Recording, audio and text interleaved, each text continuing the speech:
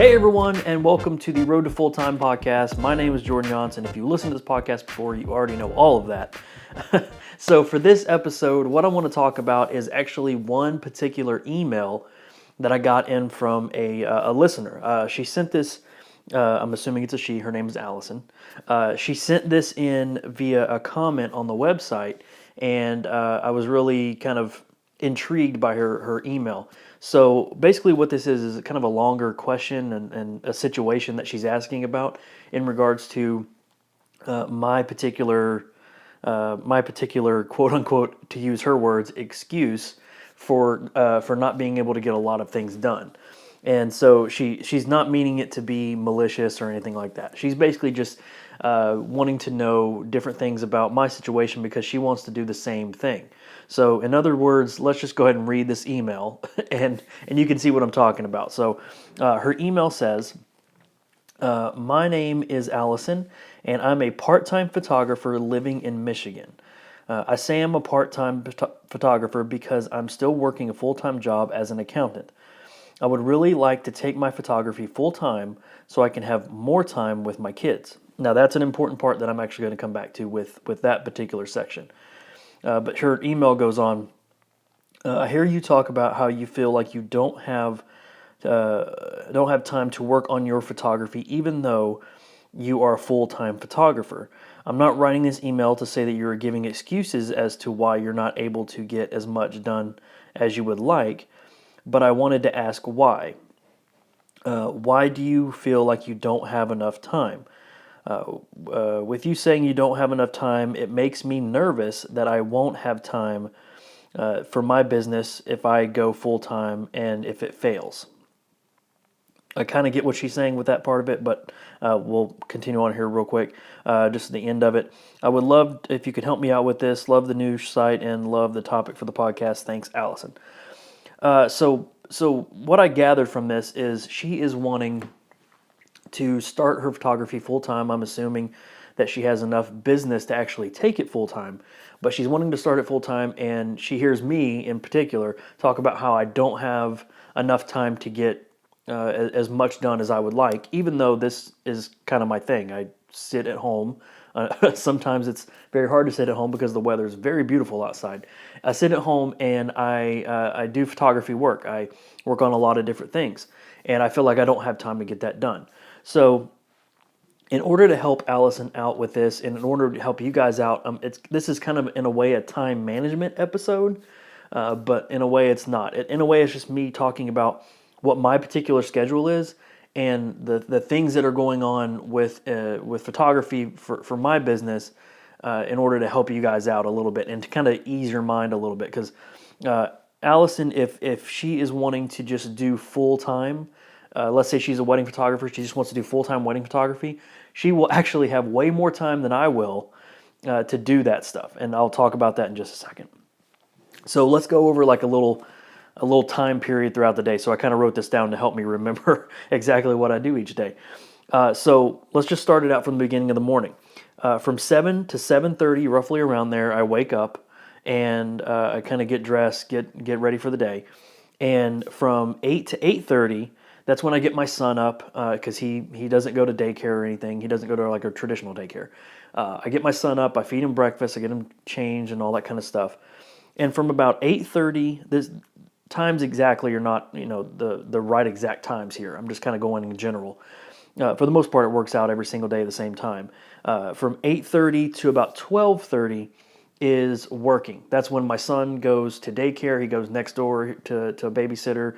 My parents come over and watch him sometimes. That time period is my work time. So roughly, normally each day, between 3 to 4 hours of work, of solid work where I'm sitting here working on things. If I need to run out and do something, I will. Usually if I have a photo shoot in the morning, a real estate shoot, I try to schedule it in the morning so that way I know my son is being watched. I can run out of the house, grab the shots, grab what I need to do, and do it from there. If I don't have any photo shoot scheduled that day, then it's basically going to be me sitting in this chair, nailing out a bunch of stuff, recording videos, doing all kinds of stuff, making newsletters and all this kind of stuff. It's a lot of that stuff. So from around 12:30 to 1, I go pick my son up, and I feed him lunch. I eat lunch with him sometimes, and then from 1:30 to 3:30 ish, somewhere around there, it kind of varies each day depending on him. He actually takes a nap, so that's when I get more work done. I come in here and try to get more work done between his nap, and it typically works out fine. I it's not as freeing because obviously I can't leave the house. So it's not like I can schedule shoots while he's napping because no one else is here. So got to do basically just admin work. So if I do go out in the morning, then most of my time during his nap is spent here and doing a bunch of that admin stuff and catching up on things. And then from around 3 to 7, 3 p.m. to 7, or 3 p.m. to 8, somewhere around there. That's sort of family time. So I get him up from his nap, play with him. I might take my iPad with me and try to do a little bit of work while he's running around doing his thing. Wife gets home, we eat dinner, spend some time together. And then from around 8 to 8:30 to around 11 to 12:30, that's me working again. That is obviously limited because I can't go out and do real estate shoots, obviously, at night. And I don't try to record a lot of videos at night because even though I have lights behind me, lights everywhere in the house, the lighting is not the best. So I try to do all of the video stuff in the morning, and if I edit, I'll try to do that at night. So that is sort of the day. Now, this would work great if all I was doing was real estate photography. This schedule would be amazing. I would have super easy time. It'd be super relaxing, and I wouldn't have any major responsibilities come up. I would just basically concentrate on that one section of the business, and that would be it.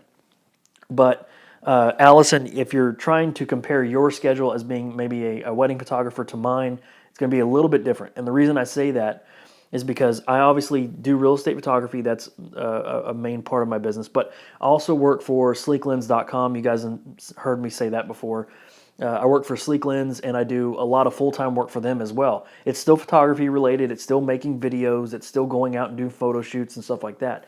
But it's doing that plus real estate and plus exactly what you're watching or listening to right now, and that is this particular podcast, keeping up with the Road to Full-Time website, doing as much as I can. So you're trying to compare your schedule to mine when it comes to that is a little bit off. So if you were trying to say that you wanted to do, I don't know what type of photography you do, but let's just say it's wedding or portrait, since that's kind of like the main one that everybody goes to. If it's that kind of work, then you're probably going to be okay. You will have to, nail the marketing, nail all that stuff of trying to get your name out there. But you have part-time business now, so I'm assuming you go out on weekends, go after work or something like that, and grab some photos. That sort of thing. If you're doing that now, you already sort of have your client base going. So now you just need to, for lack of a better term, double everything that you're doing so you can get more and more business to fill up that time. Because you would hate, just like what happened to me, you would hate to leave your full-time job and maybe 1 or 2 weeks after that you have nothing. You have no work at all. That's exactly what happened to me. When I left my full-time job, I was still working at Sleek Lens and still doing a lot of work from home for them, but I was really concentrating on trying to get more real estate jobs because I was having 2 jobs a week or something like that before that. But as soon as I flipped that switch and quit my full-time job, after the last day of my full-time job, I had nothing for 2 weeks, and it kind of made me rethink what I was doing, and it kind of bummed me out, to tell you the truth. So it obviously picked back up now. There's a lot of going on now. A lot of returning agents are coming back to me, so that's nice. But you will have those scary points. I even have those scary points now of, even though I have more business, more returning business, I still feel like I'm not doing enough. If I go finish one shoot, go finish one real estate shoot, and I look at the calendar and I don't have anything else scheduled, it kind of bums me out. So obviously it changes and more stuff comes in. But for the most part, you have to really kind of concentrate on what you're doing. Just because you're at full time, you're at home full time, doesn't mean that you're, you kind of have it easy. You don't really have it easy, because again, sometimes I would love, just with my full time job, once 5 o'clock hit, I was off. I didn't have to do anything. I had nothing scheduled for the rest of the day except spend time with family, maybe veg out on the couch if I wanted to, all that kind of stuff. But now it's not like that. It's spend time with the family and then come back here and sit in front of my desk and do whatever I can. Do all the booking, the accounting, the designing, doing all that kind of stuff for basically 3 different businesses. It's not as easy as a lot of people think. So one thing I wanted to touch on when you said spend time with your kid, that is great. However, I will say that me having, it probably depends on the age of your kid, but me having a babysitter during the day is a godsend in a way.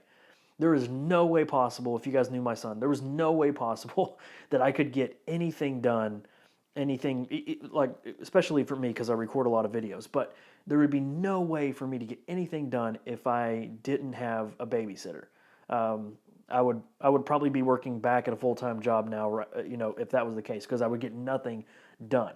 So it is great that you want to spend time with the kids. I do get to see my son way more than I did with a full-time job. However, when he's gone for those 4 hours or however long, or he's napping for those 2 hours, hour and a half, it's great because I actually get work done, and that's something to think about. Yeah, you're going to be able to spend time with your kids, and it's going to be great. However, you do need to have that dedicated work time, because that dedicated work time will save you when it comes to actually being productive.